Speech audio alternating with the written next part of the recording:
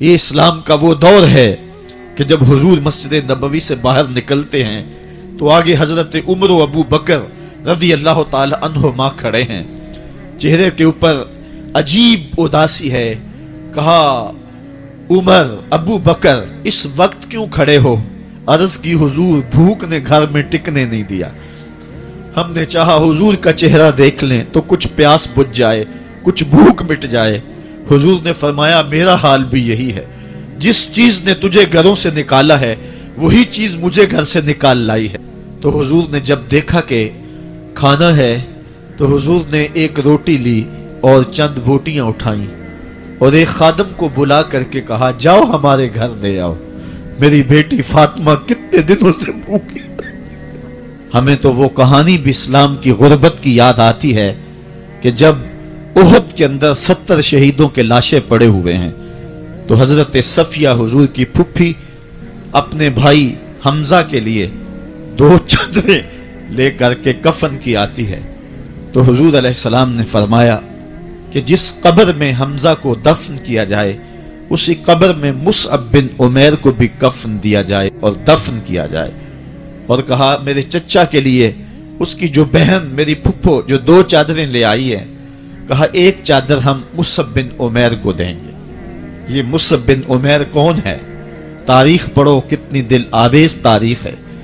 مکے میں ایک امیر ترین خاتون ہے جس کے بیٹے کا نام مصعب ہے، اور وہ اپنے بیٹے کو اتنا خوبصورت لباس پہناتی ہے اور اتنے خوبصورت خوشبو اور عطر اس کو لگاتی ہے کہ مصعب بن عمیر جن گلیوں سے گزرتے تھے دیر تک وہ گلیاں مہکتی رہتی تھی، لوگ کہتے تھے یہاں سے مصعب گزر کے گیا ہوگا اس لیے یہ گلیاں مہک رہی ہیں۔ اچھا پھر مصعب پہ نظر پڑتی ہے میرے محمد عربی کی، تو مصعب بن عمیر حضور کی زلفوں کا اسیر ہو جاتا ہے۔ ماں کافرہ ہے، جب پتہ چلتا ہے تو اس کا لباس بھی چھین لیتی ہے، سہولتیں اور آسودگیاں بھی واپس لے لیتی ہے۔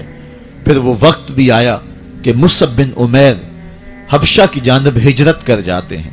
مکے کے حالات کچھ تھوڑے سے خوشگوار نظر آئے تو وہ حبشہ سے واپس مکے جب پلٹے تو ان کے بدن پہ جو چادر تھی وہ جگہ جگہ سے پٹی ہوئی تھی۔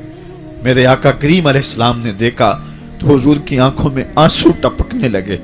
کہا یہ وہی مصعب ہے جو اتنا خوشپوش نوجوان تھا کہ میں نے پورے مکے میں اس سے خوبصورت لباس پہننے والا کوئی دوسرا شخص نہیں دیکھا، اور آج میرے مصعب کو پہننے کے لیے جو چادر میسر ہے وہ بھی جگہ جگہ سے پھٹی ہوئی ہے۔ یہ اسلام کی غربت کی کہانی ہے، اور آج احد میں یہی مصعب بن عمیر شہید ہو جاتے ہیں اور ان کے لیے کفن بھی دستیاب نہیں ہے۔ حضور نے کہا جو میرے چچا کے لیے 2 چادریں لائی ہیں ان میں سے ایک کا کفن مصعب کو دے دو نا، اور دوسری چادر سے کفن میرے چچا کو دے دیا جائے۔ اچھا حضرت مصعب کے لیے بڑی چادر رکھ دی گئی، اور حضرت امیر حمزہ کے لیے جو چادر تھی وہ چھوٹی تھی، اگر سر ڈھانپتے تھے تو پاؤں ننگے ہو جاتے، اگر پاؤں ڈھانپتے تھے تو سر ننگا ہو جاتا۔ حضور نے فرمایا میرے چچا کا سر ڈھانپ دو اور پاؤں کے اوپر اذخر نامی گھاس ڈال دو۔ میں یہ اسلام کی غربت کی کہانی تمہیں سنا رہا ہوں، جب میرے رسول کے چچا کے لیے پورے کفن کا ٹکڑا بھی دستیاب نہیں تھا، اسلام اس وقت بھی عزت پا گیا تھا، اسلام اس وقت بھی ذلیل نہیں تھا، اسلام اس وقت بھی سربلند تھا، اور اسلام اس وقت بھی عزتوں کی مسند پہ تھا۔ یہ اسلام کا وہ دور ہے کہ جب حضور مسجد نبوی سے باہر نکلتے ہیں تو آگے حضرت عمر و ابو بکر رضی اللہ تعالی عنہما کھڑے ہیں، چہرے کے اوپر عجیب اداسی ہے۔ کہا عمر ابو بکر اس وقت کیوں کھڑے ہو؟ عرض کی حضور بھوک نے گھر میں ٹکنے نہیں دیا، ہم نے چاہا حضور کا چہرہ دیکھ لیں تو کچھ پیاس بجھ جائے، کچھ بھوک مٹ جائے۔ حضور نے فرمایا میرا حال بھی یہی ہے، جس چیز نے تجھے گھروں سے نکالا ہے وہی چیز مجھے گھر سے نکال لائی ہے۔ چلتے ہوئے حضرت ابو ایوب انصاری کے گھر کے قریب سے گزرے،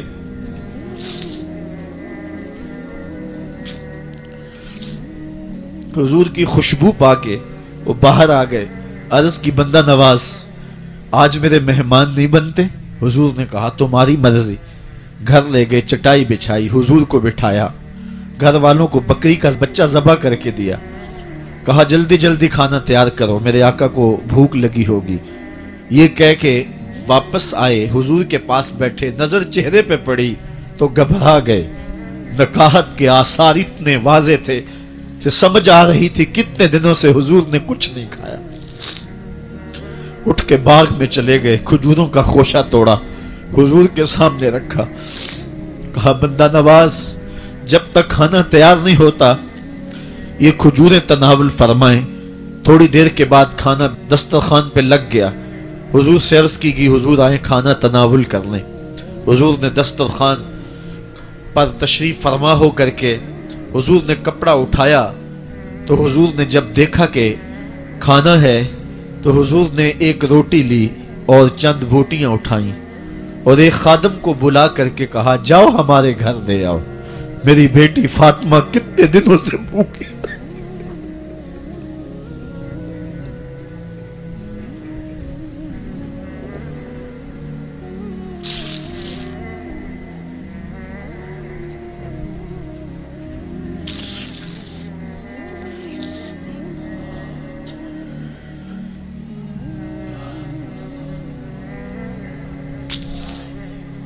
کہا جاؤ ہمارے گھر دے آؤ، میری فاطمہ کتنے دنوں سے بھوکی بیٹھی ہوئی ہے۔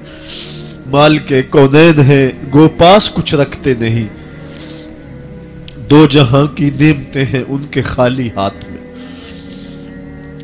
آپ کو پتا ہوگا کہ جب میرے رسول کا انتقال ہوا ہے، حضور کا وصال ہوا ہے، تو حضور کی ایک زرہ ایک یہودی کے گھر میں گروی رکھی ہوئی تھی، حضور نے زرہ رکھ کر کے اس سے قرض لیا ہوا تھا۔ یہ اسلام کی غربت کی کہانی ہے، اور پھر اللہ نے اسلام کو امارت کے رنگ بھی دیے۔ آؤ تمہیں کہانی سناؤں، حضرت عدی بن حاتم روایت کرتے ہیں، صحیح بخاری میں روایت ہے۔ یہ حاتم تائی کے بیٹے ہیں، کہتے ہیں میں حضور کی خدمت میں حاضر ہوا، ایک شخص آیا کہنے لگا حضور غربت نے میرا برا حال کر دیا ہے، اور اس نے شکایت کی غربت کی، پسماندگی کی اور اپنی معاشی بدحالی کی۔ پھر ایک شخص آیا کہنے لگا حضور میرے پاس دولت تو ہے لیکن میں نے جس منزل پہ جانا ہے راستہ پر خطر ہے، تو میرے لیے کیا حکم ہے کہ میں کیسے راستہ طے کروں؟ تو یہ دو لوگوں نے یہ باتیں کی تو حضرت عدی کہتے ہیں کہ حضور نے روئے سخن میری جانب موڑا اور میری جانب مخاطب ہو کے کہا عدی تو نے ہیرا دیکھا ہے؟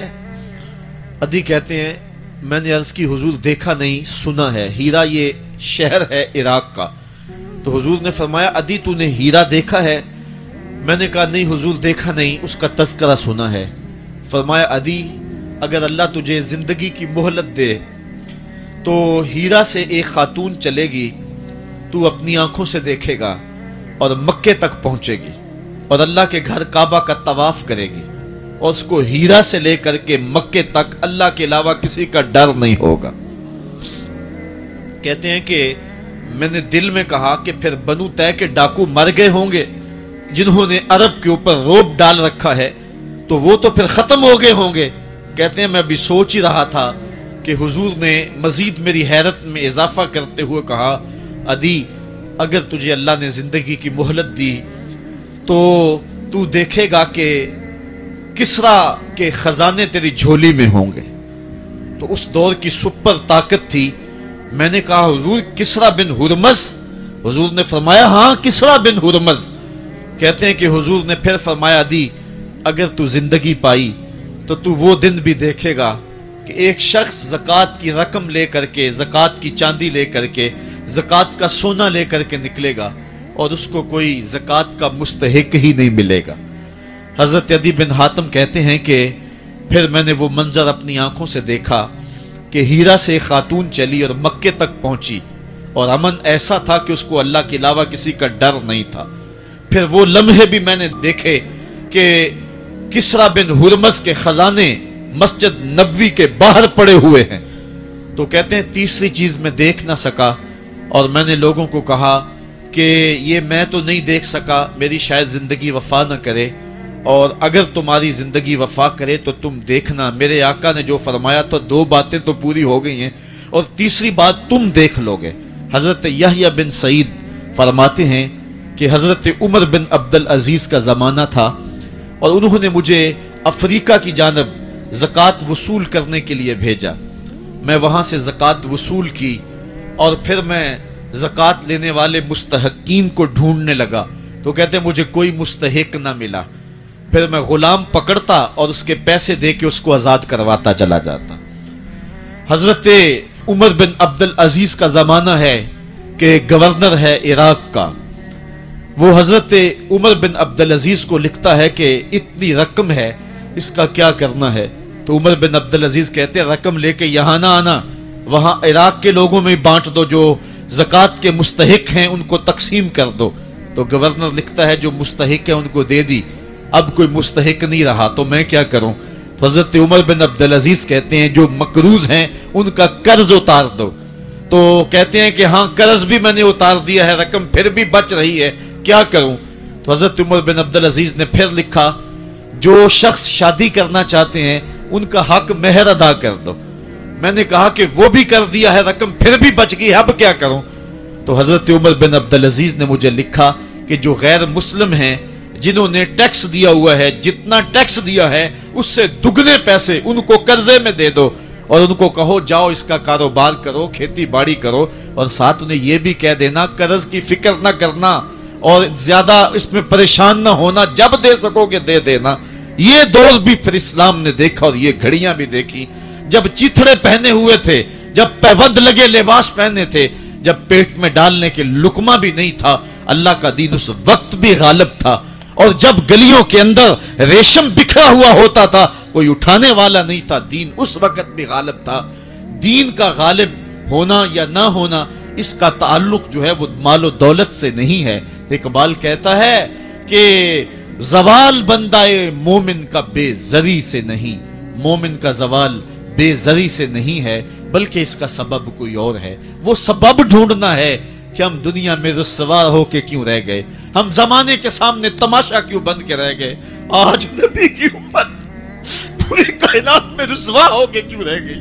आज हमारा तमाशा देखा जा रहा है, आज भूखे कुत्तों को हमारी बेटी और बहनों के ऊपर छोड़ा जा रहा है और उसका तमाशा देखा जा रहा है।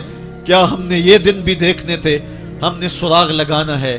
दौलत की किल्लत और कसरत ये सानवी चीजें हैं। हमने तारीख में देखा है हम कभी माली तौर पे कमजोर थे, रुसवा नहीं हुए हैं। माल ज्यादा हो गया, रुसवा नहीं हुए हैं। रसवाई के सबब कोई और हैं।